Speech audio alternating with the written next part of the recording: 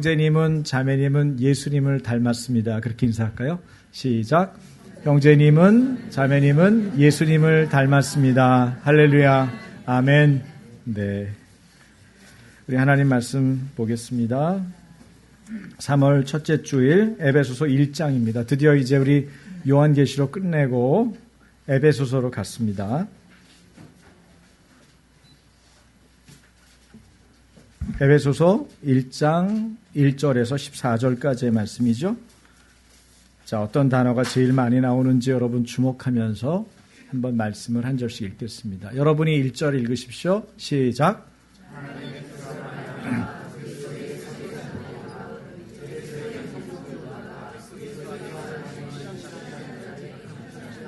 네, 말씀을 읽는 요령은 띄어 읽기를 잘하는 거고 또박또박 읽는 거고 다른 분들하고 소리를 맞춰서 읽으시는 거예요. 1절 다 같이 시작.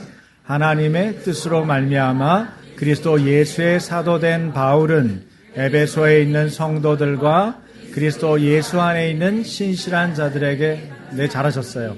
하나님 우리 아버지와 주 예수 그리스도로부터 은혜와 평강이 너희에게 있을지어다.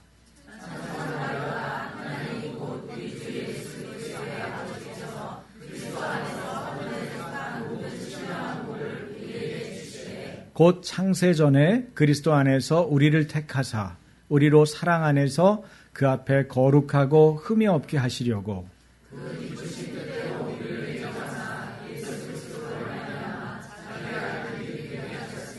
이는 그가 사랑하시는 자 안에서 우리에게 거저 주시는 바 그의 은혜의 영광을 찬송하게 하려는 것이라.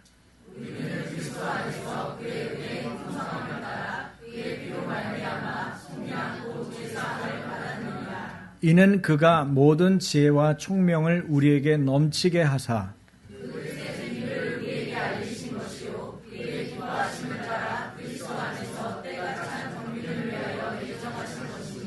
하늘에 있는 것이나 땅에 있는 것이 다 그리스도 안에서 통일되게 하려 하심이라.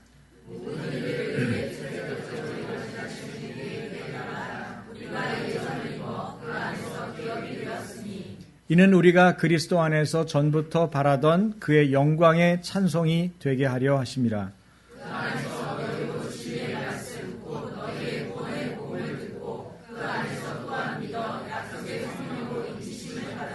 다 같이요. 이는 우리의 기업의 보증이 되사 그 얻으신 것을 속량하시고 그의 영광을 찬송하게 하려 하심이라. 아멘. 네. 여러분 오늘 1절에서 14절 여러분 성경 펴놓으시고 한번 대답을 해보세요. 여기에 제일 많이 나온 단어가 뭡니까? 1절에서 14절까지요. 아니, 네, 쭉 보세요. 1절에서 14절까지. 네? 뭐라고요? 14절. 찬송. 찬송이라는 단어 많이 나오죠. 네, 좋습니다. 또요? 은혜. 네? 은혜. 은혜도 많이 나오죠. 또 아까 처음에 얘기했던 게 뭐였죠? 그리스도 안에서 혹은 그리스도 예수 안에서 어떤 단어는 그 안에서 네 아마도 제일 많이 나오는 것 같아요. 예수 그리스도라는 단어가 제일 많이 나오죠. 그리스도라는 단어가 1절에 나오죠. 예수 그리스도 예수 그 다음에 3절에 2절도 나오죠. 주 예수 그리스도 3절에는요. 예수 그리스도 안에서 4절에는요. 그리스도 안에서 5절에는요. 예수 그리스도 6절에는 6절이 없네요. 7절에는 그리스도 안에서 8절 없고요. 9절 그리스도 안에서 10절 그리스도 안에서 11절 그 안에서 12절 그리스도 안에서 13절 그 안에서 여러분 집요합니다. 굉장한 집중력입니다. 에베소서에서 바울이 말하려고 하는 게 얼마나 중요한 거고 반복해서 얼마나 간절하게 말하는지를 느끼실 수 있어요.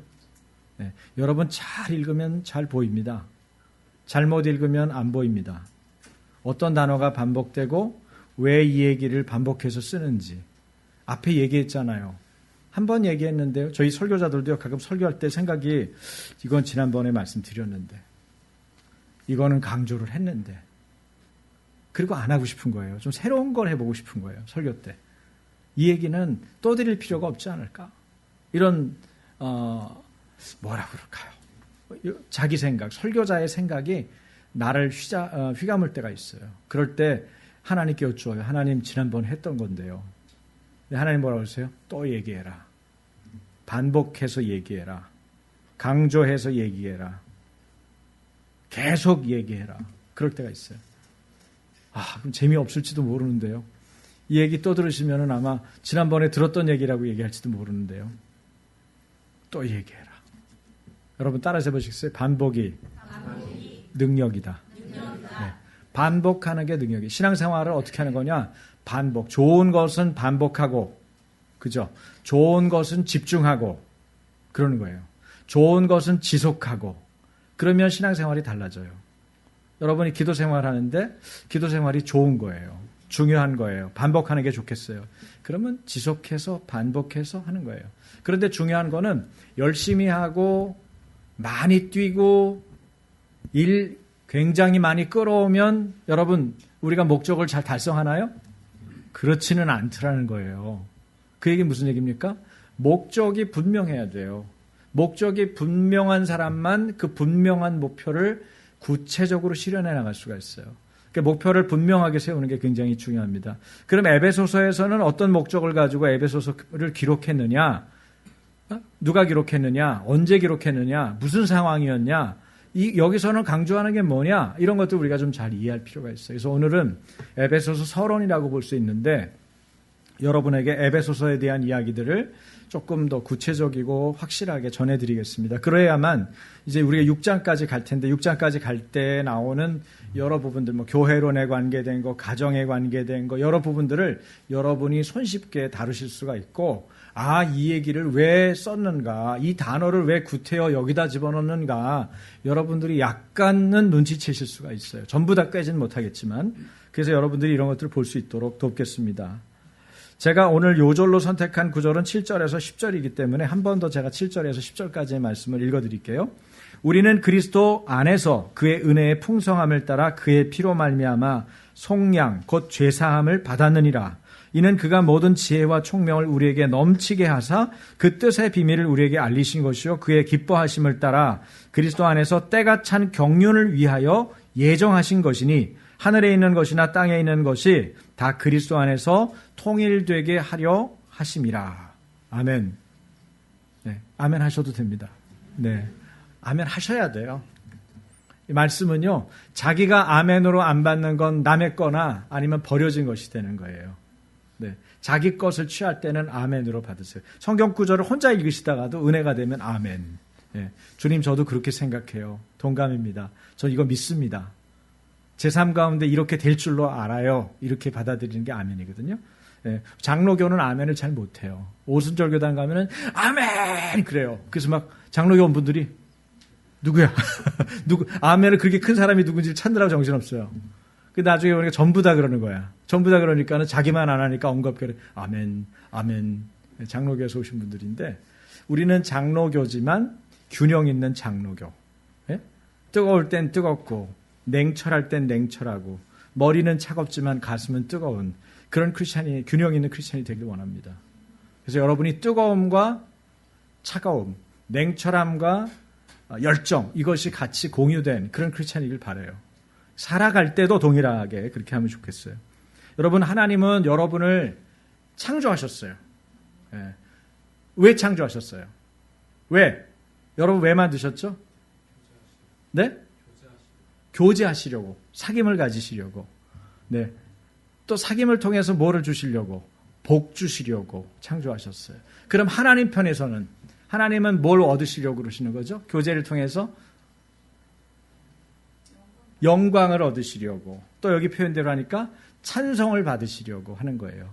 찬송, 영광 어렵죠. 찬송이라는 걸 아이들한테 설명할 때 제가 이렇게 설명해요. 칭찬받는 거. 하나님을 칭찬하는 게 찬양이다. 그래서 하나님도 칭찬받는 거 좋아하실까요? 좋아하세요. 그래서 하나님의 사람들을 많이 격려하시고 위로하시는 거예요. 당신의 성품이 우리 안에 드러나는 것처럼 동시에 우리가 어떻게 하길 원해요? 당신의 성품을 가지고 신의 성품에 참여해서 하나님에게 올려드리기를 원해요. 그래서 여러분이 찬양할 때 입 안 벌리면 안 돼요. 입을 벌려서 제가 우리 아이들한테도 그러거든요. 어떤 아이들은 머리가 딱 좋아요. 그래가지고 율동이나 찬양하기에는 자기가 못 따라하겠는 거야. 이 가사말이나 율동이. 그러면 딱 이러고 있어요. 이건 내가 못 따라할 수준이야. 그러면 집에 가서 한대요. 집에 가서. 예배 시간에 안 하고. 이거 안 부르고. 몸도 안 움직이고. 그래서 제가 오늘은 이렇게 얘기했어요. 얘들아, 틀려도 되고 하나만 따라해도 되니까 할 수 있는 만큼만 해. 그런데 너가 하나님께 하려고 하는 게 중요해. 그럼 하나님이 받으셔. 하나님은 우리의 서투른 몸짓이나 서투른 곡조를 원하시는 게 아니고, 그것에 대해서 판단하시는 게 아니고, 그렇게 해서라도 하나님께 나아가려고 하는 우리의 갈급함과 사모한 마음을 더 많이 받으세요. 그러니까 여러분, 뭐가 더 중요하다는 거예요? 동기와 태도가 더 중요하다는 거예요. 따라해보세요. 하나님은 우리의 태도와 동기를 보신다. 네, 그러니까 왕을 세울 때도 다윗이 지나가는데 뭐라고, 저 다윗 형제들이 다 지나가는데 잘생기고 준수하고 키도 크고, 얼굴도 그냥 이쁘고. 쟤는 왕이면 좋겠다. 사무엘 선지자도 그렇게 생각하는데 주님은 뭐라고 그러시는 거예요? 중심을 보시는 하나님이기 때문에 겉모양 보지 말라는 거예요. 외양을 보지 말고 속을 봐라. 그 마음이 어떠한지를 봐라. 마음의 중심을 봐라. 그렇게 얘기하는 거예요. 근데 마음의 중심은 어떻게 보일 수 있어요? 내가 하려고 하는 의지를 발동하면서 내 동기와 태도를 보일 때 그게 보이는 거예요. 저희는 이제 교회에서 직분을 세울 때 그런 걸 굉장히 중요하게 여겨요. 그래서 양육을 받았느냐, 그 다음에 어떤 교회에 대한 멤버십으로서의 태도나 동기가 어떠냐, 이런 부분들을 많이 따지는 거예요. 근데 그거를 사람이 판단하는 거는 한계가 있죠. 사람이 어떻게 사람을 다 판단할 수 있어요? 그거 함부로 판단할 수 없거든요. 그래서 굉장히 주의해서 오랫동안 살핍니다. 뭐 어떤 훌륭한 CEO는 어떤 사람을 대표자로 세울 때 10년 정도를 본대요. 10년을 지켜본대요. 그래서 과거에 그 사람들하고 연결해서 맺었던 사람들한테 가서 또 그 다음에 또 이후에 그렇게 살핀다는 거예요. 그런데 하나님은 그 마음과 중심을 단박에 보실 수 있죠. 그러나 하나님도 시간을 통해서 보세요. 단박에 보실 수 있는 분이 시간을 통해서 보세요. 그러므로 우리의 마음을 살피시는 주님께 우리가 날마다 우리 자신을 내어드리는 게 뭐예요? 묵상이고 기도고 예배입니다. 그런 시간들을 우리가 할 수가 있어요. 어쨌든 하나님은 복을 주려고, 하나님을 찬송하게 하려고, 당신하고 교제케 하려고 사람을 만드셨어요. 창조하셨어요. 하나님이 성경 전체에서 복 주겠다고 하는 말씀은 대략 300번 이상이 나옵니다.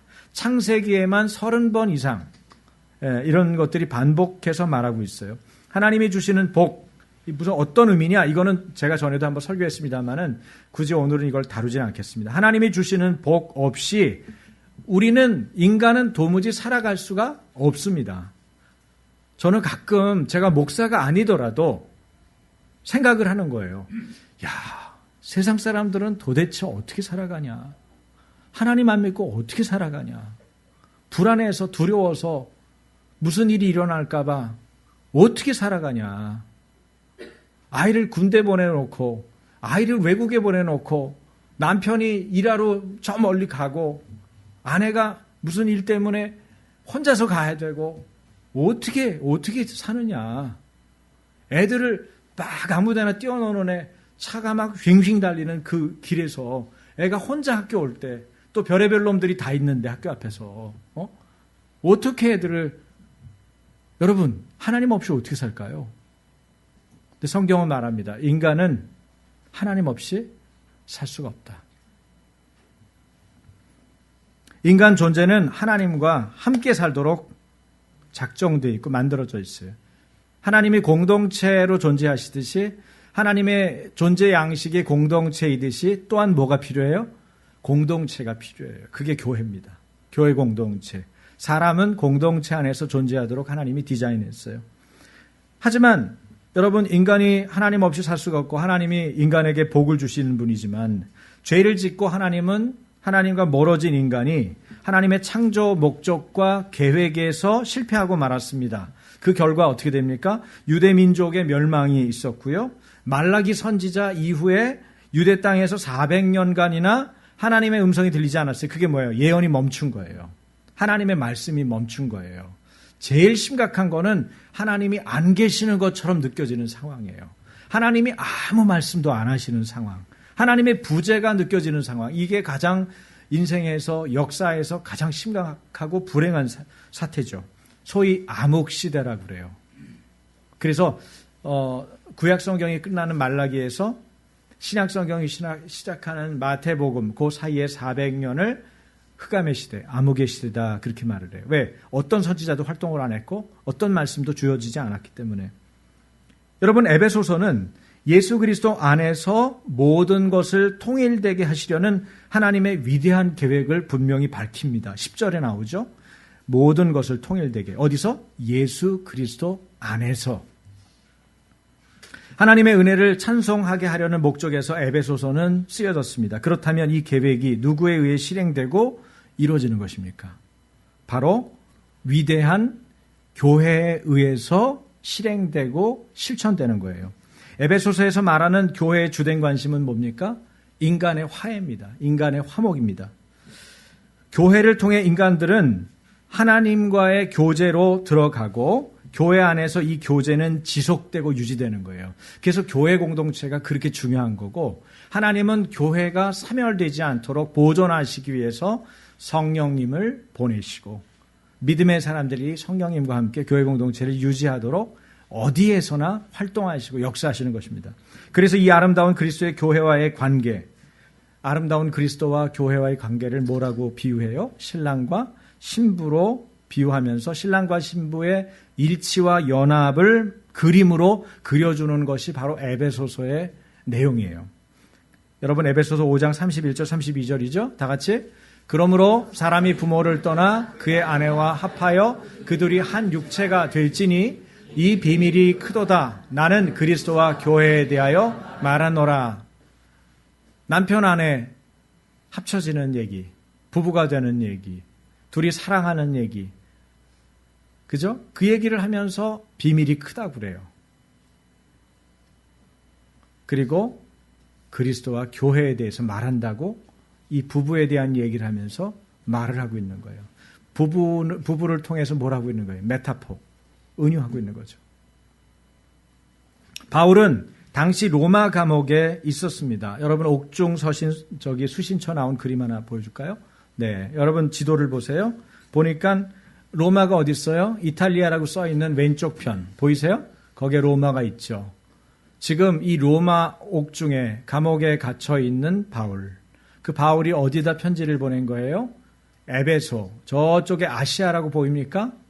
네, 아시아라고 써있는 오른편 쪽에 에베소라고 하는 곳에 편지를 보낸 거죠.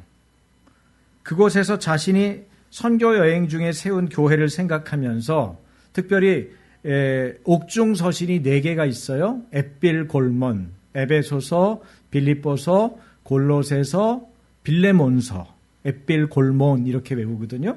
그런데 이 4개의 편지를 로마 감옥에서 바울이 씁니다. 감옥에 복음 전하다가 갇혔잖아요.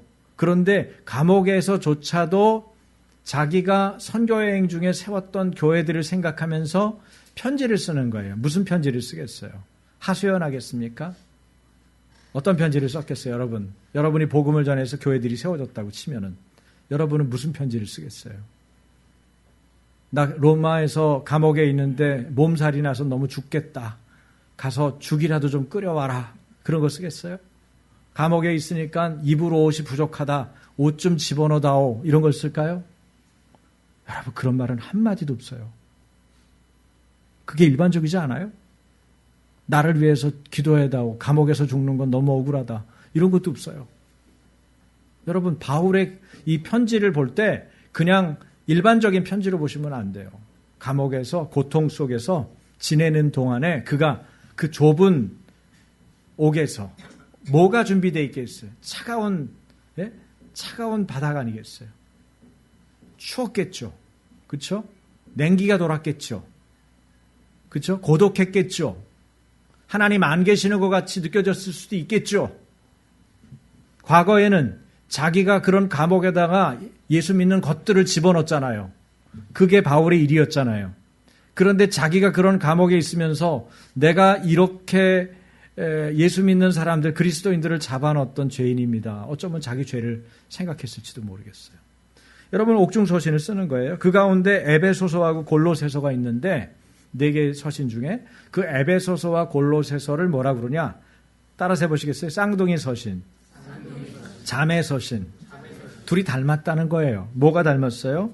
두 편지에는 두기고라고 하는 사람이 이 서신을 교회에 전달했거든요. 그게 닮았고요. 그 다음에 표현이나 어휘나 용어나 구조나 사상면에서 여러 면에서 서로 비슷한 점이 많았어요. 이를테면 신학적인 주제면에서 교회론과 가정에 대한 언급이 에베소서에도 나오고 골로새서에도 나와요. 또 골로새서에 사용한 단어 중에 3분의 1이 굉장하죠? 골로새서의 3분의 1이 에베소서에 나오는 거예요. 또 에베소서 155절 중에 절반가량인 73절이 골로새서의 내용하고 비슷합니다. 굉장한 겁니다. 정말 쌍둥이 서신이라고 할 만해요. 그래서 여러분이 저를 붙잡고 목사님, 제가 이 말씀이 떠올랐는데 이게 골로새서예요? 아니면 에베소서예요? 이러면 제가 잠깐만요. 이렇게 말할 가능성이 아주 높죠. 네, 닮았거든요. 여기도 나오고 저기도 나오고. 신학자들은 바울이 골로새서를 기록한 이후에 얼마 안 돼서 에베소서를 기록한 것이라고 말합니다. 머릿속 생각에 뭐가 남아있었겠어요? 골로새서 내용이 남아있었겠죠. 그런 상태에서 에베소서를 썼으니까 닮은 꼴이 될 수밖에 없어요. 여러분이 누구에게 성탄카드, 옛날에 손으로 다 썼잖아요. 성탄카드를 써요. 이경성 형제에게 그래가지고 성탄카드, 형제 지난 겨울은 너무너무 고마웠어. 내가 형제를 생각할 때마다 이렇게 쓰고 나서 다른 분한테 보낼 때 완전히 색다르게 보내요? 그렇지 않죠. 비슷한 또 인사 문구가 또 들어가죠. 예? 물론 조금 다른 부분이 있지만 비슷할 거란 거예요. 골로새서에서 생각했던 거 에베소서에서 쓰면서. 그러니까 주제뿐 아니라 연대, 두 교회가 처한 상황, 기록 장소 별 차이가 없어 보이죠. 그 다음 지도를 보여드릴 텐데요.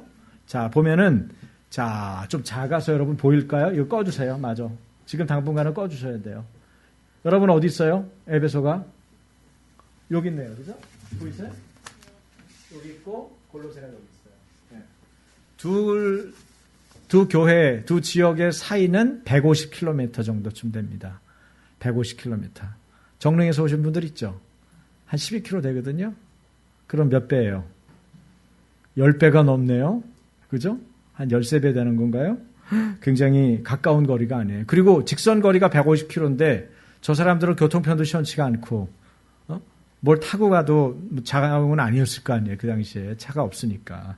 그러니까 쉽지 않은 길이죠. 그런데 그 150km나 떨어진 터키의 도시들 사이에서 누가 움직인 거예요? 바울이 선교하면서 움직인 거죠. 그 다음 지도를 보여주세요. 이게 선교 지도거든요. 그러면 바울은 1차, 2차, 3차 로마로 간 경로, 이 선교 여행을 하는 거예요. 로마로 끌려가면서도 이 사람은 뭐예요? 복음 전하죠. 감옥에서도 전했으니까. 감옥에서도 사람들이 돌아왔어요. 이분이 복음을 전하면 간수들이 예수 믿고, 참 제가 아는 어떤 선생님은 학교 선생님인데 1년간 한 분에게 1대1로 복음을 전하는 거예요. 계속 섬기면서 전해요. 그러니까 1년을 이분이 섬김을 받고 복음을 듣게 되니까 어떻게 됐겠어요? 같은 예수님의 제자가 돼요.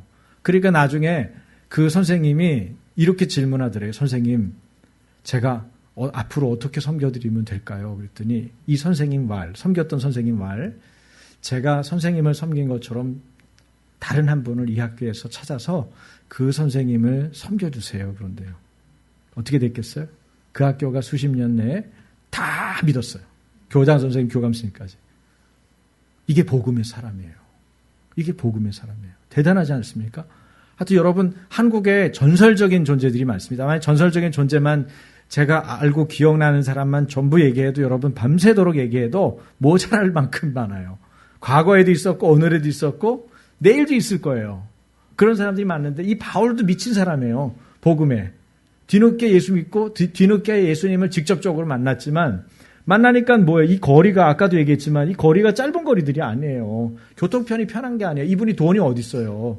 네? 다 교회들이 지원받아가지고 하는 거죠. 아니면 자기가 텐트를 만들어요. 텐트 메이킹. 네? 텐트를 만들어서 그걸 가지고서는 팔아서 또 나가는 거예요. 그래서 가는 곳마다 복음을 전하고 가다가 또 두들겨 맞기도 하고 성에서 죽음을 당할 것 같아서 누가 또 바구니를 내려줘 가지고 몰래 빠져나가기도 하고 별짓을 다 하는 거죠. 심지어는 사도 바울을 죽이기로 작정한 사람이 뭐 몇십 명, 몇백 명 이렇게 돼 가지고 금식하면서 사도 바울 죽기 전에는 내가 밥을 안 먹겠다 그렇게 결심했던 사례도 있을 정도예요. 그러니까 얼마나 이 사람이 강력한 복음을 전했는지. 여러분이 진리를 바로 전하기 시작하면 틀림없이 핍박받습니다. 그걸 각오하셔야 돼요. 그렇다고 해서 핍박받을 수 있도록 여러분이 전달하면 되느냐? 그건 안 되죠. 핍박을 받으려고 아주 날카롭게 막 어떤 애는 보니까 이번에 어느 기도회를 갔더니 그 기도회에서 막 목사 어쩌고 XX 하면서 막 자기가 선지자야. 내용은 다 맞았어. 내용은 좋은 내용이었어요. 그러니까 저는 그 친구에 대해서 비난할 마음은 없어. 저도 목사니까 욕을 한번 들은 건데 욕 들을 짓 했으면 욕 들어야죠. 그렇잖아요? 그게 정신이 차려지잖아. 근데 그거는 맞는데 그래도 걔 나이에 그런 말투로 하는 거는 좋은 방법이 아니에요. 전략적으로. 어떻게 말해야 되는지도 생각을 해야 돼. 하나님께 받아야 돼. 그리고 겸손하게 해야 돼. 분명하지만 부드럽지만 단호하게 하면 되는 거예요. 그런데 사도 바울은 1차 선교 여행부터 시작해가지고 2차, 3차 로마로 간 경로에서 지금 이 빨간색이 1차거든요. 그죠? 빨간색은 많이 안 돌았죠. 2차는요. 보라색이에요. 보라색은 상당히 돌았죠. 네? 예루살렘 이렇게 쭉 해가지고 올라가서 저 끝까지 가서 마케도니아까지 갔다가 내려와서 아테네 고린도 거쳐가지고 다시 내려왔죠. 그죠? 3차도 만만치 않죠? 3차도 초록색이거든요. 이 사람이 얼마나 넓은 지역을, 얼마나 많은 지역을 하나님의 인도하심을 따라서 머물기도 하고, 근데 에베소는 얼마나 머물렀을까요, 여러분? 에베소는 2년 반 동안 머물렀어요. 2년 반 동안 에베소에 머물러서 복음을 전했죠. 제자 훈련을 시켰어요. 이 두 개의 도시는 어쩌면 상관이 없을 만큼 150km나 떨어진 도시지만 그 도시가 바울의 선교 여행 때문에 관련이 있어지는 도시가 된 거예요. 연결이 된 거예요. 에베소서에 대해서 C.H. 다드라고 하는 사람이 이런 말을 했어요. 바울 사상의 극치다. 그런데 이 바울 신학은 여러분 어디서 탄생했을까요? 한번 그 다음 그림 올려주실래요? 뭘까요, 이건? 뭘 상징하는 거죠? 이 그림 보면 뭐가 여러분 떠오르세요? 누구의 이 사람이? 사도 바울이죠. 바울이 왜 이러고 있어요? 네? 다메섹으로 가다가 예루살렘에서 공문을 받아요. 공문을 받은 이유는 뭐예요? 시리아의 다마스커스라고 하는 도시에 예수 믿는 것들, 이 사람 표현대로 하는 거예요. 예수 믿는 것들을 잡아 쳐놓으려고. 왜? 자기가 믿는 정통 유대교로 볼 때는 잡아 죽이든지 감옥에 쳐넣든지 아무튼 예수를 그리스도라고 전하는 거는 막아야 되거든요. 그래서 철저하게 그때 이름이 사울이죠. 사울이 이 공문을 들고는 이동하고 있었던 거예요. 그러니까 이 사람은 옛날 일제 시대로 생각하면 일제 순사죠. 그렇죠?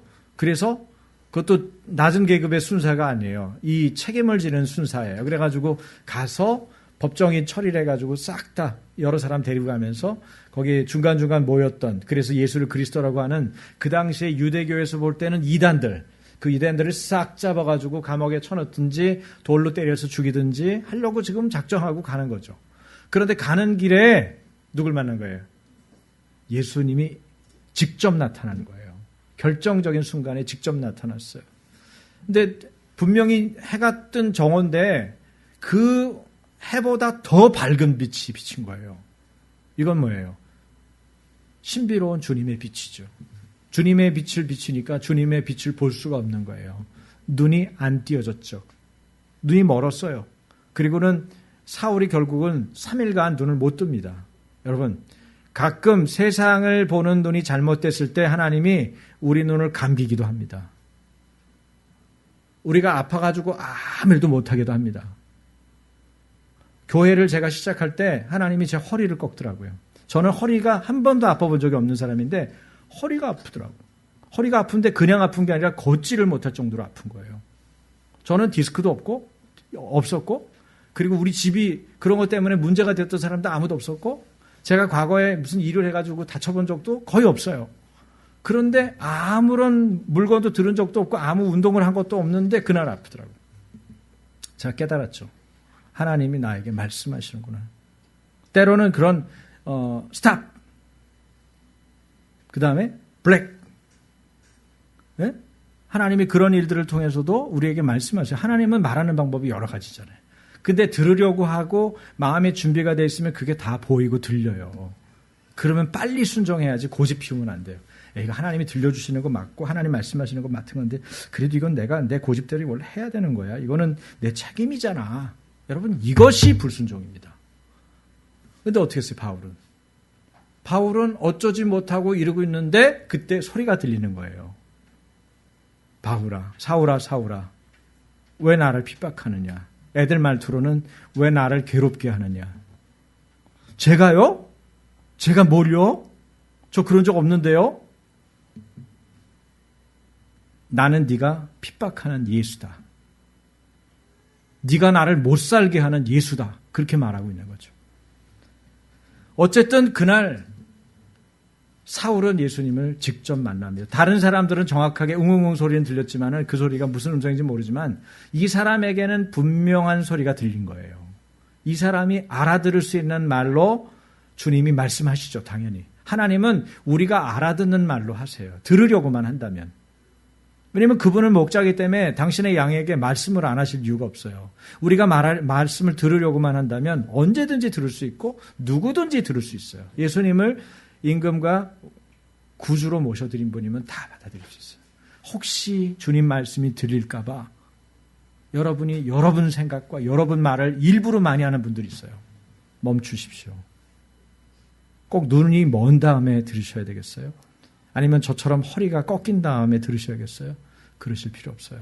건강하고 행복할 때. 병원이 아니라 교회에서. 예? 그죠? 어디 끌려가서가 아니고 감옥에서가 아니고 여러분 집에서 하나님 음성을 들으시길 주님의 이름으로 축원합니다. 그래서 하나님이 말씀을 하신 거예요. 그래서 다메섹 사건이 결정적으로 바울의 신학이 형성되는 가장 기초적인 중요한 단초가 되죠. 그래서 바울 신학은 어디서 탄생했냐? 그럼 많은 신학자들이 뭐라고 그래요? 다메섹 사건을 통해서다. 그거 어떻게 증명할 수 있어요? 사도행전에 보면 다메섹 사건을 한 번만 말하는 게 아니고 3번을 말해요. 3번을. 그건 뭐 얘기예요? 이게 그만큼 중요하다는 거예요. 성경을 그걸 썼던 누가도 그거를 중요하게 여겼고, 그러면 3번을 썼다는 얘기는 바울은 몇 번 얘기했을까요? 바울은 3번 얘기하지 않았다는 거죠. 그보다 훨씬 많은 횟수를 바울은 자기가 예수님을 만난 사건을 얘기했다는 거예요. 그걸 우리가 짐작하고 알 수가 있죠. 그렇다면 왜 예수님은 그토록 불안당같이 그리스도인을 핍박했던 바울을 만나셨냐 이거예요. 무슨 목적으로 예수님 자신을 괴롭히는 바울을 직접 찾으셨냐 이거예요. 누가는 사도행전 9장 19절에서 20절 이렇게 얘기하고 있죠. 같이 읽겠습니다. 사울이 다메섹에 있는 제자들과 함께 며칠 있을새 즉시로 각 회당에서 예수가 하나님의 아들이심을 전파하니, 사울이 말이에요.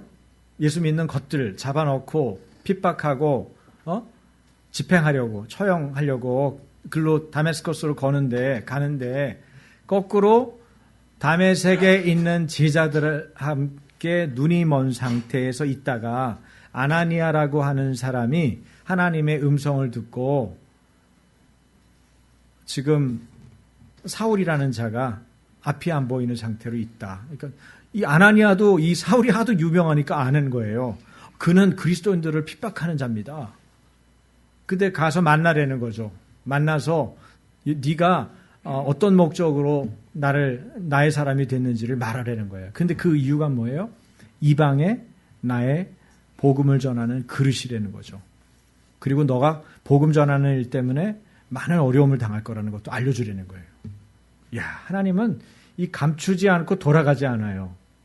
여러분, 우리가 하나님 음성을 잘 듣고 하나님 음성 안에서 승리하는 비결 중에 하나는 뭐냐면 그 말씀에 직면하는 것입니다. 돌아가지 않는 거예요. 하나님은 우리를 사랑하시거든요. 믿으세요? 그리고 하나님은 우리를 책임지세요. 믿으세요? 네. 하나님이 사랑하는 것도 믿어야 되고 하나님이 우리를 책임진다는 것도 믿어야 돼요. 그렇지 않으면 어떻게? 여러분, 하나님이 여러분만 책임질 뿐 아니라 여러분이 가장 사랑하는 사람도 책임지고 또 그 사람도 여러분보다 더 사랑하세요. 그걸 믿어야 맡길 수 있는 거예요. 제일 힘든 상황이 뭐냐면 이런 거예요. 믿음을 막 갖고 자녀들하고 막 했는데 자녀들이 뭐라 그래요? 선교 간다 그러는 거야. 제가 청년부 저쪽에 교회에 목사하고 있는데 그 교회 청년 하나가 선교에 부름을 받았다고 선교지로 가겠다는 거예요. 근데 그게 만만한 선교지가 아니고 어려운 선교지야. 근데 그 어머니가 오셨더라고. 홀어머니거든요. 근데 자기 아들 하나예요. 근데 아들이 선교지 나가겠다는 거야. 근데 어려운 선교지라 혹시 죽을 수도 있는 거예요, 선교지에. 그런데 거길 나가겠다는 거야. 근데 저는 그 선교사가 안 보이고 그 어머니만 보이는 거야. 앞에서 강단에서 말씀을 전하는데. 그래서 제가 그 어머니를 위해서 기도하자고 그랬어요. 그 어머니를 위해서 기도하자. 물론 선교사도 위해서 기도했지만 제가 어머니가 느껴지는 거예요. 우리 어머니가 혼자 계시는데 어머니를 위해서 기도하고 어머니를 위로해 주시도록, 사람이 할 수 없는 위로 성령님이 위로해 주시도록 기도합시다. 그렇게 기도했는데 잘 감당하고 계세요. 잘 감당하고 그 선교사님이 선교 잘하고 계세요. 할렐루야. 그런데 그런 어려운 상황에서도 어떻게 믿고 보낼 수 있어요? 하나님이 나보다, 내가 우리 아들 사랑하는 것보다 하나님이 우리 아들 더 사랑하신다. 하나님이 우리 아들에 대해서 심지어는 그의 삶과 죽음까지도 책임지신다. 그런 믿음이 있을 때 가능한 거예요. 제가 아는 어떤 목사님인데 이 목사님은요 개척을 했어요. 교회를. 저보다 훨씬 빨리 개척을. 저보다 나이도 많으신 분이에요. 근데 개척을 했는데 이분이 삶이 얘기를 들어보니까 어렸을 때 어머니가 돌아가셨어요. 아니 아버지가 돌아가셨어요. 3살 때. 아버지가 돌아가셨으니까 아버지 얼굴을 본 적이 없어요. 그러니까 얼마나 어렵게 컸겠어요? 그런데 그 어머니가 군대를 갔을 때 돌아가셨어요. 너무 기가 막히잖아요. 그러니까 얼마나 힘들겠어요. 그런데 이분이 교회를 개척을 했는데 나중에 목사가 돼가지고 목사를 개척한 10년 사이에 아주 누나가 3명이 있는데 누나 3명이 다 기도쟁이인 거야. 아주 그냥 기도의 불이 꺼지지 않는 그 기도의 불인 거예요. 그런데 개척 10년 사이에 누나들이 다 죽었어요. 어떻게 죽었는지는 안 쓰셨더라고. 제가 그 스토리만 본 거야. 근데 이 목사님 그 다음 얘기가 더 기가 막혀요. 그래서 자기는 아프거나 힘들거나 무너진 사람을 돕는 데는 선수다는 거예요. 자기가 가서 자기 얘기를 해주면서 그 사람을 위로하면 위로가 안 되는 사람이 없대요. 그렇지 않겠어요? 3살 때 아버지 죽었지. 군대 갔을 때 엄마 죽었지. 예? 개척하고 교회 하는데 기도 많이 하는 누나들 3이 죽었지.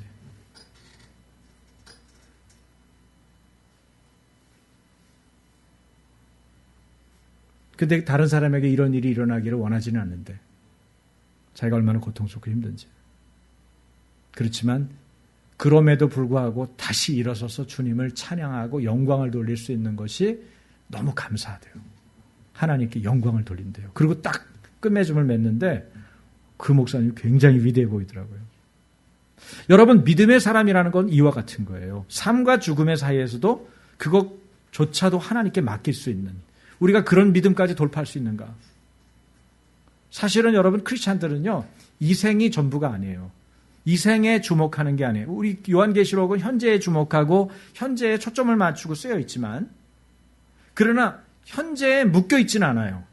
크리스찬들은 현재, 현실, 내가 주어지는 어떤 상황에 묶여 있는 자들은 아니에요. 현실을 직시하고 현실을 직면하고 돌파하는 사람이지만 이것에만 우리의 모든 것이 있는 자들이 아니에요. 우리에겐 영원한 세계, 하나님의 나라가 있기 때문에. 할렐루야. 그래서 그 부분에 대한 마음과 믿음이 없이는 우리가 현재 당하고 현재 직면하고 있는 수많은 숙제들을 풀어갈 방법이 없어요. 어떤 거는요 해석이 안 되는 게 있어요. 자기한테 주어져 있는 어떤 사건이 자기가 해석이 안 돼. 그러나 우리가 두 가지는 알 수 있어요. 하나님은 날 사랑하신다. 그리고 하나님은 이 일에 대해서 책임지신다. 선하신 주님에 대해서 우리가 그분의 인자하심과 선하심을 영원히 찬양할 수 있는 거예요. 그것이 하나님의 사람의 모습이고 살아가는 거죠. 당장 답이 안 떨어진다고 그래도. 자, 사울은 어쨌든 다메섹 도상에서 하나님을 만났죠. 그리고는 그렇게 고백했죠. 사울이 다메섹에 있는 제자들과 함께 며칠 있을새, 그 다음 뭐예요? 즉시로. 여러분 너무 신기하지 않아요? 이 사람 이제 꼬꾸라진 거 아니에요. 이제 예수님 만난 거 아니에요. 그런데 3일 동안 눈 멀고 있는 동안에 이 사람이 뭘 했을까요? 앞이 안 보이고 밥도 안 먹고 있을 때 뭘 했을까요? 여러분 뭘 했을까요? 자기가 지었던 죄들을 떠올리면서 하나님께 울면서 회개하지 않았겠어요? 하나님 만났잖아. 그리고 네가 나를 괴롭혔다고 예수님이 직접적으로 얘기하셨잖아. 네가 나를 핍박했다. 네가 핍박하는 예수다. 네가 핍박하는, 네가 나를 괴롭혔던 바로 그 예수다. 십자가에 못 박힌 예수다. 그 얘기를 듣고 사울이 앞이 안 보이고 3일 동안 밥을 안 먹고 있는 동안에 뭘 했겠냐고요. 계속 울면서 난 그거 몰랐어요, 주님. 제가 모르고 그런 거예요. 절 용서해 주세요. 그리고 울고 계속 3일 동안 그러지 않았겠어요? 아마 밥을 줬어도 못 먹었을 거예요. 식음을 전폐하고 그 시간을 보냈지만. 그리고 나서 그가 지나고 아나니아가 손을 얹었을 때 눈이 열리면서 다시 비늘이 벗겨진 것처럼 눈이 확 떠지면서 정상적인 눈으로 돌아온 다음에 이가 뭐 합니까? 그가 회당에서, 여기 어디 회당이에요? 기독교 교회가 없어요. 이때는 뭐예요? 유대교회 회당이에요. 유대교회 회당에서 바리새파, 가마리엘 문화에서 엘리트 교육을 받고 유대교에 대한 부분에 정통한, 율법에 대해서 정통한 사울이 드디어 뭘 얘기하시는 거예요? 예수의 하나님의 아들 되심을 전하는 거예요. 대단하죠? 근데 즉시로 전했다는 거예요. 회심한 후에 즉시로 예수가 하나님의 아들이라는 걸 전했어요. 그가 자신의 죄를 회개하고 나사렛 예수가 하나님의 아들이자 메시아임을 깨닫고 확신한 거죠. 사울은 그리스도인들을 핍박하는 과정에서 핍박하기 전에 복음의 내용을 이미 미리 잘 알고 있었다는 겁니다. 그는 그리스도인들의 복음을 정통 유대인이라면 결코 수용할 수 없는 불온하고 심지어 참남한 것이라고 판단해서 그렇게 그리스도인들을 강력하게 핍박하고 그들을 가두려고 했지만 어쨌든 예수님을 체험하고 혁명적인 변화가 일어났죠. 그리고 복음이 참이라는 것을 깨닫게 됩니다. 그리스도의 복음, 하나님께서 승인한 복음을 드디어 만민에게 전하게 된 거예요. 복음을 멸하던 사람이 복음을 전하는 사람이 됐습니다. 더구나 다메섹 체험은 이 사람이 단순하게 회심한 게 아니에요. 컨버전한 게 아니에요. 뭐예요? 이 사람이 컬링, 부르심을 알게 된 거예요. 자기가 왜 사는지, 무엇을 위해 살아야 되는지, 어떻게 죽어야 되는지를 안 거예요. 분명한 목표가 생긴 거예요, 바울이. 하나님의 아들을 이방에 전하는 것, 이게 내 몫이다. 이것을 깨닫게 됐죠. 따라서 바울이 다메섹에 머무는 며칠 동안 즉시로 예수가 하나님의 아들이심을 전했다고 하는 것은 조금도 놀라운 일이 아니죠. 도리어 그것은 하나님의 부르심에 대해서 즉시 자연스럽게 반응할 수밖에 없었던 행동이고 삶이었죠. 어쨌든 여러분, 사도 바울은 3차 선교 여행 중에 약 2년 반 동안 에베소에 머물러 사역할 만큼 많은 시간, 왜 많은 시간이라고 그러냐면 이분이 돌아다닌 선교지의 지역들을 보면 그렇게 오랫동안 머문 데가 없어요. 그런데 에베소만큼은 2년 반씩이나 머물면서 에베소 교회에 있는 사람들, 그 사람들에게 제자 훈련을 시킨 거예요. 제2의 로마, 에베소. 아데미 신전이 가득한 우상 숭배 중심지, 황제 숭배도 가득했고요. 그곳에서 말씀에 귀를 기울이는 이들에게 집중적으로 말씀을 전했어요. 저는 혼자 이렇게 생각을 해봐요. 제가 목회자이기 때문에 저도 목회자로서 어떤 사람한테 말씀을 전할 때 막 힘이 올라가고 막 입에 거품이 일어나고 그러냐? 말씀을 잘 듣는 사람. 말씀을 듣고 변화하기를 원해서 사모하는 사람. 눈과 눈을 마주 보면서 어떻게 하면 나도 주님의 말씀대로 살아볼까? 이런 사람들을 만나면 그러면 흥분이 되는 거예요. 교회도 마찬가지고요. 그래서 우리 교회에 오시는 선교사님들이나 목사님들이 우리는 자주 초대하지도 않지만 오면은 말씀 전하기가 너무 편하대요. 여러분들이 태도가 좋은 거죠. 잘 들으시는 거예요. 집중해서, 경청해서. 그냥 단순하게 듣고자가 아니라 내가 그렇게 살아보고자 듣는 것들이 목회자들한테 느껴지는 거예요.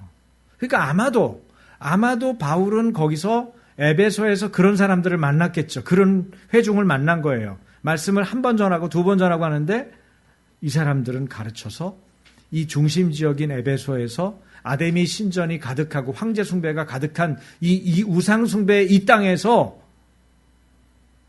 이방인들에게 제대로 복음을 전해서 교회가 세워지고 그 교회가 그 역할을 감당할 수 있는 일꾼들로 이들을 세워야겠다.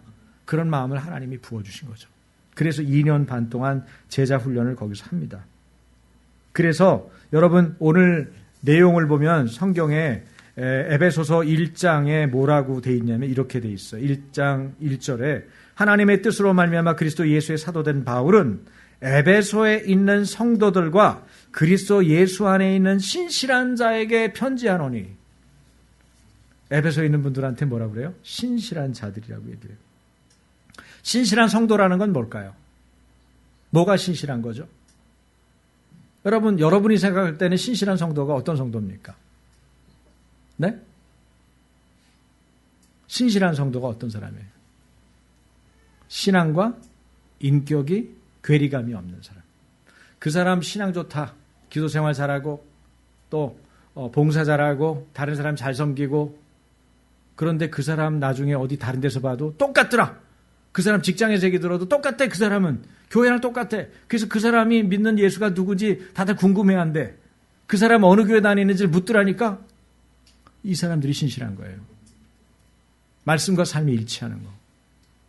내 일상에서 예수 믿는 사람답게 인격과 품위를 유지하는 거. 품위 그러면 막 너무 겉으로만 위장한 이런 걸 여러분은 오해하는데 그렇지 않아요. 품위라는 건 예수 믿는 사람의 품위가 있어요. 여러분 가난해도 예수 믿는 사람 품위가 있어요. 네? 고난당하고 감옥에 갇혀도 예수 믿는 사람의 품위가 있어요.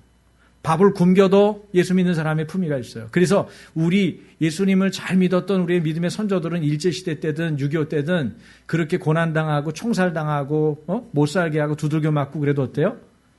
품위 있게 자신의 생명을 내놓고 예수 믿은 거예요. 그러니까 핍박하고 죽였던 사람들이 어떻게 해요? 네? 저 사람 왜 저렇게 죽었지? 왜 저렇게까지 하는데도 나한테 욕도 안 하고 저렇게 죽지? 그게 너무 궁금해가지고 캐다가 예수 믿은 사람들도 있어요. 토마스 선교사 죽였던 사람, 예? 그 사람 예수 믿었죠.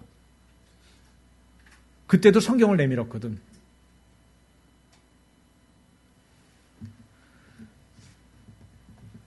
신앙과 인격이 분리되어 있지 않은 성숙한 그리스도인, 예수 닮은 사람들, 우리는 어떠한가? 이 편지를 받을 만한 자격이 있는가? 신실한 자들인가? 에베소 교회만을 수신자로 물론 단정할 수는 없어요. 왜냐하면은 다른 서신서들은 보면은 그 교회의 상황을 이야기하면서 고린도 교회 같으면 고린도 교회 뭐 분쟁이니 뭐니 이렇게 쫙 얘기하면서 음행이니 이런 거 얘기하면서 얘기하니까 그 교회 상황에 맞는 편지 같잖아요.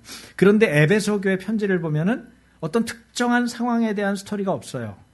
어느 교회도 들어도 될 만한 보편적인 얘기예요. 그래서 에베소를 포함한 그 인근 소아시아 지방의 교회들을 대상으로 한 마치 요한계시록이 그런 것처럼 회람용 서신일 가능성이 높다고 신학자들은 말합니다. 회람용. 돌려서 읽는 거죠. 사도 바울이 전했습니다. 사도 바울에게 복음 들은 교회들이요. 이 편지를 받으시오. 그래서 돌리는 거죠. 계속. 그러면 회중 앞에서 읽고 하나하나 다시 읽고 또 읽고 그러는 거예요.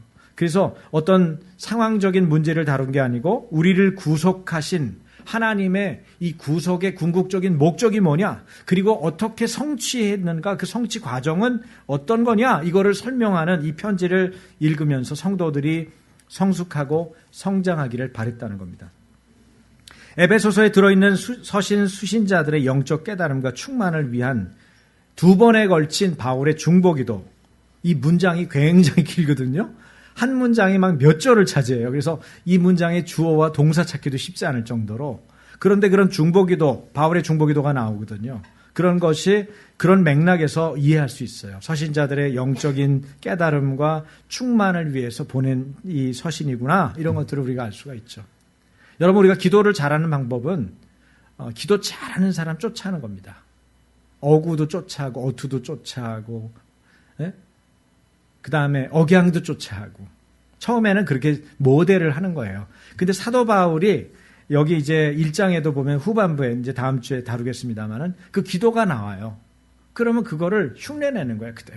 그대로 따라서 하나님, 우리 교회가 이런 교회가 되게 해주십시오라고 바울의 기도를 그대로 나한테 적용해서 기도할 수 있죠. 어쨌든 여러분, 이런 하나님의 궁극적인 구성 목적이 뭐고, 그 다음에 구체적으로 어떤 과정을 통해서 우리를 구속했는지, 그것이 성취되며 완성되는지, 이것을 말해주는 것이 에베소서가 말하고자 하는 핵심이에요. 그런 의미에서 볼 때 사도 바울은 교회를 뭐로 봤을까요? 한번 따라서 보시겠어요? 교회는 구속 공동체다. 근데 앞에 수식어가 있어요. 하나님의 유일한 구속 공동체다. 그러니까 교회를 와야 구속받을 수 있어요. 구속받는 거는 그 죄값을 누군가가 속전해서 치르는 거죠. 자기가 치르는 게 아니에요. 자기를 아는 누군가가 대신 값을 치러서 그 사람이 죄값을 치러서 죽어야 되는데 죽지 않도록 빼내주는 거. 그게 구속이거든요. 그 구속의 공동체라는 거예요. 이게 에베소서에서 말하고자 하는 핵심이죠. 하나님의 구속 목적과 어떤 과정을 통해서 구속이 성취되고 완성되는가. 에베소서에서 말하는 하나님의 이 궁극적인 구속 목적은 이겁니다. 이것도 따라 하셔야 돼요. 그리스도 안에의 만유 통일. 그리스도 안에서의 만유가 통일되는 걸 말하는 거예요. 10절에 나와 있는 내용이거든요. 하나님의 구속 목적은 그리스도의 속죄 사역을 통해서 이미 결정적으로 성취됐습니다. 다시 말하면 예수님이 흠이 없는, 결함이 없는 제물로서, 하나님의 유일한 온전한 제물로서 인류를 대신해서, 우리 한 사람 한 사람을 대신해서 죄값을 십자가에 못 박혀 피 흘리심으로 치르셨죠. 그걸 뭐라고 그래요? 예수님의 속죄 사역이라고 그래요. 그래서 우리가 얻은 건 뭐죠? 그분의 속죄 사역을 통해서? 그게 구속이에요. 우리의 죄 용서함이에요. 속죄가 일어난 거예요. 우리는 원래 죄가 있어서 우리가 남의 피를 흘리고 남에게 문제를 일으키고 남에게 죄를 짓고 하나님 앞에 범죄한 것 때문에 당연히 우리가 피 흘려 죽어야 되는데, 우리의 피값을 주님이 십자가에 피 흘려 죽으심으로 깨끗하게 없애버린 거예요. 그리고는 뭐라고 그래요? 여러분은 무죄, 죄 없어요. 이렇게 말한 거예요. 그래서 죄인이었던 우리를 뭐라고 그래요? 의인이라고 말하는 거예요. 그냥 의인이에요? 성도라 불러주는 거예요. 세상 가운데서 구별해서 택하여 불러준 구별된 존재라고 말하는 거예요. 하나님이 내 아들, 내 딸 그렇게 말하는 거예요. 그것이 뭐예요? 주님의 입양이에요. 양자 삼아주심이에요. 그러면 하나님의 자녀가 되면 우리는 뭐가 돼 있죠? 주님으로부터 주님이 우리에게 주기로 되어 있는 복과 기업을 받을 수가 있는 거예요. 기업. 주님의 기업, 하나님 나라의 기업을 받을 수가 있는 거예요. 예수님을 통해서 받을 수 있는 복을 다 누릴 수가 있는 거예요. 그래서 우리가 하나님께 기도하면 치유가 일어나는 거예요. 그래서 우리가 하나님께 기도하면 하나님이 우리를 향한 하나님의 뜻과 계획대로 살아갈 수가 있는 거예요. 그런 일들을 하나님께서 우리에게 하시기 위해서 예수님을, 당신의 외아들을 값을 치르신 거예요.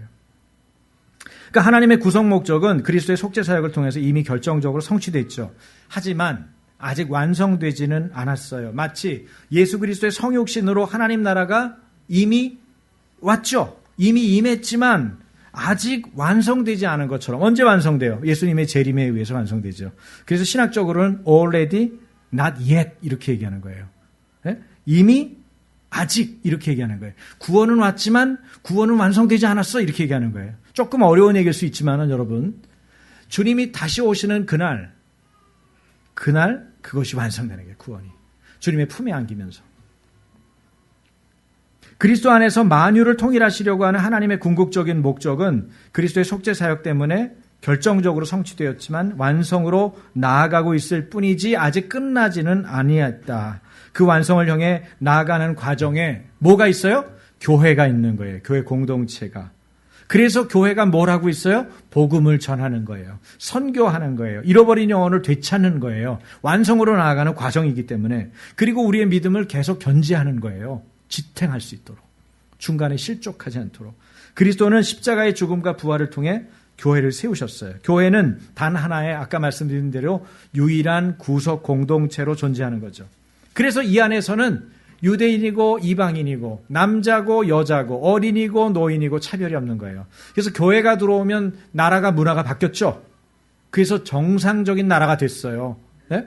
여자들을 개 취급했는데 여자들이 그런 존재가 아니라 우리와 동일한 존재인지를 받아들였죠. 어린아이를 사람 수에 포함시키지 않았는데 어린아이들을 세면서 어린아이들을 귀하게 여기기 시작했죠. 여러분, 저 민족은 노예를 삼았는데 그 노예들도 우리와 똑같은 시민인 것을 받아들이기 시작했죠. 이것이 뭐로 가능했어요? 복음으로 가능했던 거예요. 기독교, 예수님을 믿는 믿음으로 가능했던 거예요. 잘못 믿었던 제국주의, 기독교 제국주의를 추구했던 몇몇 악인들 때문에 이름은 기독교라고 타이틀을 붙였지만 삶은 기독교인과 무관했던 삶을 살았던 종교인들 때문에 속았죠. 역사적으로 너무 많은 폐해가 있었어요. 복음이 막혔어요. 사단이 간교하게 그것을 틀어가지고. 그런데 그럴 때마다 하나님의 사람들을 일으켜서 그것이 죄이고 잘못된 길이고 하나님의 사람들은 그렇게 살아서는 안 되고 그런 부분들에 대한 복음의 빛을 발하기 시작한 거죠. 여러분, 하나님은 교회에 신령한 복을 주십니다. 신령한 복을 주세요. 어디에 나와 있어요? 여러분, 지금 여기 보면은 신령한 복을 주신다고 나와 있죠. 네, 3절 같이 찬송하리로다. 하나님 곧 우리 주 예수 그리스도의 아버지께서 그리스도 안에서 하늘에 속한 모든 신령한 복을 우리에게 주시되. 신령한 복이 뭐냐는 거예요. 하나님은 여러분 물질적인 복도 주세요. 그거 무시하면 안 돼요. 하나님은 가난을 면하고 우리를 부욕해 하시기 위해서 오셨어요. 넌 예수만 믿으면 돼. 계속 가난하게 살아도 돼. 계속 가난해. 먹는 거 없이 살아도 나만 믿으면 될 거 아니냐. 하나님은 그렇게 하는 분이 아니에요. 그분이 아버지인데 아버지가 먹을 거 없이 계속 그 잘못된 걸 먹어가지고 막 위생의 문제가 되고 안전의 문제가 되고 이걸 원하신다는 상상을 하는 거는 진짜 이상한 사람들 아니에요. 그런데 자기가 선택해서 주님의 복음 때문에 스스로 가난해지면서 다른 사람을 돕는 사람들은 물론 있죠. 그 부분을 가볍게 여기자는 건 아니지만은 어쨌든 물질적인 복을 주세요. 그러나 여기 얘기하는 하나님은 교회에 신령한 복을 주신다는 것은 신령한 복은 뭐냐는 거예요. 성령께서 함께 하시는 여기서 말하는 구원을 말하는 거예요. 성령께서 함께 하시는 구원을 주시는 거예요. 그래서 교회가 구원받은 공동체로서 존재할 수 있는 거예요. 삼위일체 하나님의 창세전부터 있었던 경륜에 의해서 이어지는 거죠. 여러분 예정도 마찬가지예요. 예정이라는 건 누가 구원받고 누가 구원 못 받는다는 식의 주장을 펴면 안 돼요. 그러면 어떻게 돼요? 그러면 하나님이 좀 부당한 분이 되는 거예요. 그러면 한 사람은 정해놓고 구원시키려고 예정했고 한 사람은 구원 안 하려고 얘를 제외시켜놨다. 그러면 하나님이 운명론적으로 우리를 끌고 가는 거니까 그게 뭐냐? 나쁜 하나님 아니냐? 공평하지 않은 하나님이다. 그렇게 이해하기가 쉬운 거예요. 그래서 여러분 예정이라는 걸 생각할 땐 이렇게 얘기하셔야 돼요. 예수님을 통한 구원에 있어서 예정됐다는 거예요. 따라서 해보세요. 예수님을 통한 구원이 예정돼 있다. 그래서 예수님을 믿으면 누구든지 어떻게 해요? 모든 사람이 구원받는 거예요. 어떤 사람, 어떤 민족이든 차별 없이 예수를 믿으면 구원 얻습니다. 그렇지 않고 만약 구원받을 자와 멸망받을 자가 이미 선택되어 있는 것이라고 얘기되면 운명론으로 빠지는 것입니다. 운명론은 시간과 관계되어 있어요. 예정론은 하나님의 주권과 관계되어 있어요. 좀 어려운 얘기니까 그 정도만 이해하고 넘어가세요. 어쨌든 모든 구원의 책임은 하나님께 있는 게 되어버려서 예정이 아니라 운명이 되기 때문에 어떤 사람은 구원받을 사람, 어떤 사람은 멸망받을 사람으로 돼 있다는 예정, 이런 것은 아니다. 예수님을 통한 구원이 약속돼 있다. 그것이 예정이다라는 것을 여러분 이해하시면 좋겠고요. 어쨌든 우리는 예수님을 구주와 임금으로 받아들임으로 구속받아서 죄사함 받은 구속 공동체 성도고 하나님의 백성이고 하나님 안에서 한 가족입니다. 더 나아가서 교회는 단순한 조직이 아니라 그리스도의 몸이라는 유기적 공동체예요. 그래서 교회를 생각할 때 우리가 신령한 복을 생각할 때 두 가지를 생각해야 돼요. 하나는 성령이 함께 하시는 구원이다. 이거고 또 하나는 교회를 통해서 이것이 주어진다. 교회 공동체를 통해서. 그래서 이 두 가지 성령과 교회를 함께 생각해야 돼요. 누가 그리스도의 생명의 양육을 받으려면 어디에 포함되어 있고 어디에 들어있어야겠어요? 교회 공동체 안에 있어야 돼요. 근데 교회 공동체 안에 생명의 원천이신 성령님이 활동할 수 있도록 성령이 함께 하시는 구원이 역사하도록 우리가 성령이 일하시기 좋은 환경을 만들어 드려야 되는 거예요. 그러니까 교회라고 교회가 다 아니라는 거죠. 교회가 성령님이 함께 하시는 구원의 장으로서 사용될 수 있는 교회가 되게 만들어야 되는 거예요. 안 그러면 교회가 종교인들 모이는 집합체가 되는 거예요. 그래서 손가락질 받을 수 있는 거예요. 무서운 거죠. 우리가 진리를 전하다 핍박받고 손가락질 당하는 건 당연히 받아야 되는 거예요. 예수님 받으셨는데 우리가 예수님을 따르는 사람들이 안 받는다, 피한다. 그거는 아니잖아요. 주님도 말씀하셨고. 그러나 내가 잘못해가지고, 내가 종교인 노릇만 해가지고, 내가 동기와 태도가 마음에 안 들어서 사람들이 상처를 받고 저것이 예수 믿으면 나는 차라리 지옥 가겠다 그렇게 말하는 사람들이 많아진다면 그것은 우리 탓이란 말이에요. 이것은 두려운 일이에요. 그래서 성령과 교회가 중요하고 이런 일들을 감당하기 위해서 하나님께서 주시는 신령한 복을 구해야 돼요. 주님, 따라서 주님, 우리에게 신령한 복을 주시옵소서. 네, 그래서 성령께서 함께 하시는 구원이 나타나야 돼요. 그것이 바로 생명력을 공급받는 교회가 머리 되신 그리스도께로 지속적으로 자라가는 그런 일이고, 그것이 바로 거룩이죠. 여러분, 이 거룩은 기독교 교육의 목표고 양육의 목표죠. 이러한 성장을 통해서 그리스도 안에서 만유를 통일하시려는 하나님의 목적이 실현되어 가는 거예요. 그러므로 하나님의 경륜의 핵심은 예수님 안에서의 통일입니다. 하나님의 경륜의 핵심은 예수님 안에서의 통일이에요. 오늘 이 얘기를 하려고 여러분에게 말씀드린 거예요. 다시 말해서 하나님의 경륜의 큰 줄기, 목적, 목표, 지향하는 바가 무엇인지를 알아야 되는데, 개인적인 차원에서 하나님의 경륜을 본다면 우리의 죄악을 사하시는 주님의 구속의 은혜예요. 그래서 주님이 피 흘려 죽으실 때 우리의 죄를 씻어주시고 우리는 죄사함 받고 용서함 받은 거예요. 그 용서함 받은 자유인으로 사는 거예요. 그래서 다른 사람도 함부로 정죄하지 않고 저 사람도 하나님이 긍휼히 여겨주시고 용서가 저 사람에게 임하도록 우리가 축복하는 거죠. 그러면 그런 죄악을 사하시는 주님의 은혜가 정수리까지 넘쳐나는, 나의 머리 정수리까지 넘쳐나는 나의 죄악들을 씻죠. 그렇죠? 그리고 우리를 성화시켜서 주님을 닮아가게 하십니다. 그리고 궁극적으로는 그리스도의 장성한 분량에까지 이르는 영화가 시작되는 거예요. 영화롭게 하시죠. 하지만 이에 비해서 하나님의 경륜의 큰 줄기, 아까 개인적인 차원을 얘기했는데 경륜의 큰 줄기를 말한다면 바로 예수님 안에서, 예수님 안에의 통일입니다. 무슨 통일이죠? 에베소서 1장 8절에서 10절 다 같이 읽겠습니다. 이는 그가 모든 지혜와 총명을 우리에게 넘치게 하사 그 뜻의 비밀을 우리에게 알리신 것이요 그의 기뻐하심을 따라 그리스도 안에서 때가 찬 경륜을 위하여 예정하신 것이니 하늘에 있는 것이나 땅에 있는 것이나 다 그리스도 안에서 통일되게 하려 하심이라. 여러분, 인간은 하나님과 사이에서 격이 없이 친밀하게 지냈어요. 어디에서? 에덴 동산에서. 그렇죠? 직접 주님의 음성을 듣고 주님과 대화하고 우리 곁을 주님이 거니시면서 속삭이며 말씀하시던 복된 관계에 있었습니다. 주님이 오는 것이 하나도 불편하지 않았어요. 제가 2층에 탁 다곁에 올라가면은 목사님이다! 그러고 막 뛰어와요. 아마 하나님이 오셨을 때 그거하고도 비교가 안 될 정도의 분위기였을 거예요. 주님이 올라오시면 아담하고 하와가 신나서 하나님! 그러고 뛰어갔을지 모르겠어요. 그런 것들을 생각하면 좋겠어요. 거침이 없고 불편함이 없고, 막 어깨에도 탔다가 목마 태워달라고 하는 애도 있고, 저는 하나도 귀찮지 않아요. 너무 좋아요. 제가 서스럼 없이 아이들하고 그렇게 지낼 수 있는 게 너무너무 행복해요. 우리 주님도 그랬을 거예요. 저는 그 생각이 막 오버랩이 되는 거예요. 그런데 여러분, 이런 관계가 얼마나 친밀하고 복된 관계인지를 우리가 알 수 있죠. 그런데 이것을 깨는 사건이 있죠. 인간이 범죄한 거예요. 아담과 하와가 하나님이 하지 말라는 유일한 금지 명령을 어겨가면서 깼죠. 경계선을 넘어버렸어요. 에덴에서 쫓겨났어요. 하나님하고 단절됐어요. 이제는 하나님은 접근이 불가해. 화해가 안 돼요. 만남이 불가능합니다. 그뿐이에요. 원수가 돼버렸어요. 여러분, 원수된 사람의 특징이 뭐예요? 마음이 딱딱해지고 독해지니까 가서 나쁜 짓 하는 거예요. 그래서 형이 동생을 돌로 쳐서 죽이잖아요. 지 예배는 안 받았다고. 동생 예배는 받고 내 예배는 안 받았고, 동생은 인정하고 나는 안 인정했다고 그래가지고 하나님한테 돌을 칠 수는 없으니까 동생을 돌로 쳐서 죽이잖아요. 그게 왜 그래요? 하나님과의 관계 단절이 돼버리니까 그런 일들이 자동적으로 벌어지는 거예요. 여러분 가정이 피폐해지는 방법이 뭔지 아세요? 하나님하고 멀어지시면 돼요.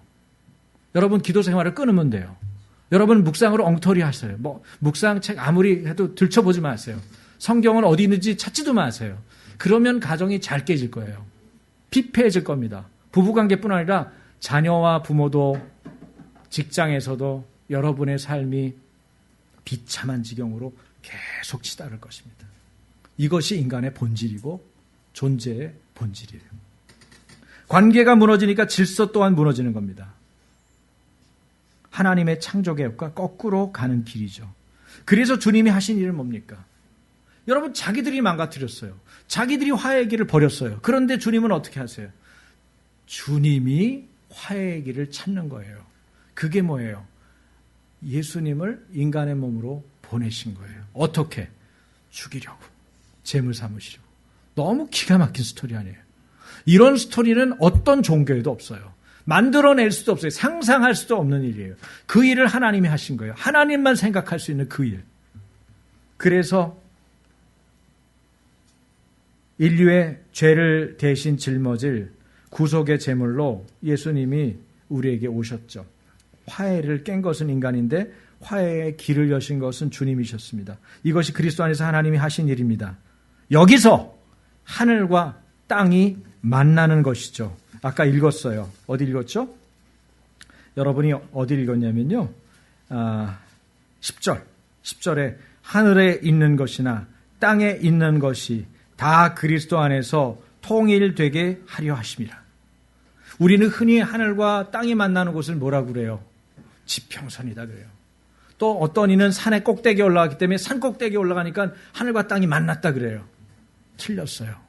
여기서 말하는 하늘에 있는 것이나 땅에 있는 것이나 다 어디? 그리스도.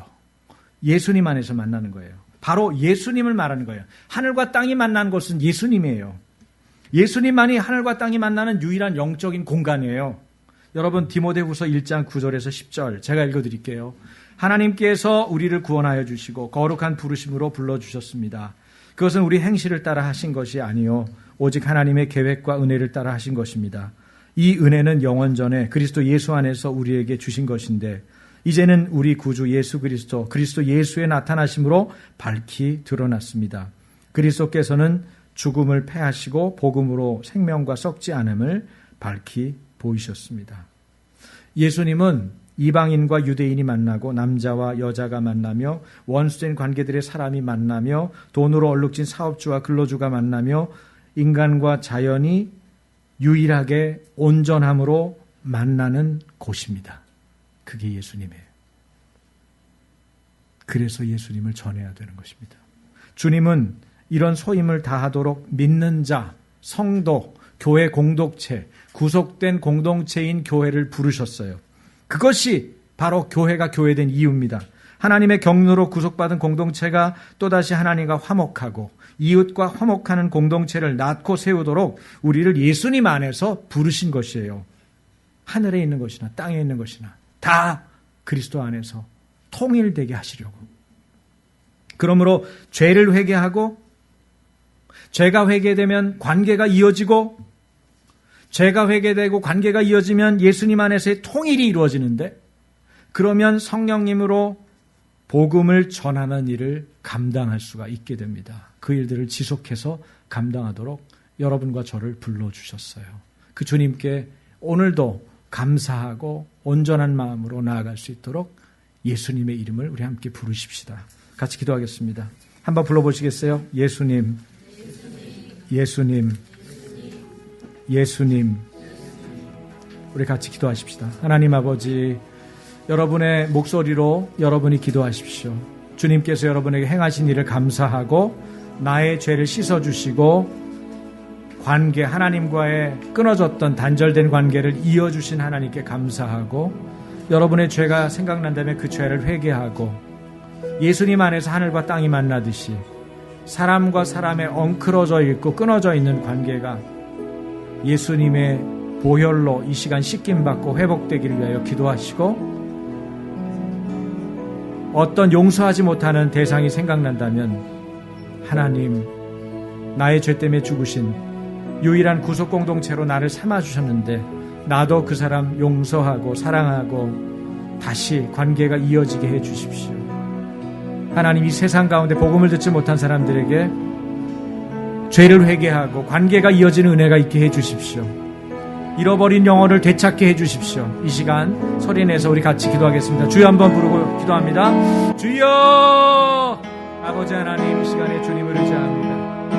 하늘과 땅이 만나는 곳 예수님이 계십니다. 예수님이 안 계셨던데 아버지, 죄인이 어떻게 주님 앞에 나아갔겠습니까? 죽을 수밖에 없는 죄인을 부르셔서 하나님의 자녀 삼아주시고 목회자 삼아주시고 하나님의 교회를 감당하게 하시고 아버지 일을 감당하게 하시고 감사하고 감사합니다. 하나님, 용서하지 못할 죄인이 누가 있습니까? 주님께서 가장 큰 죄인을 용서하셨습니다.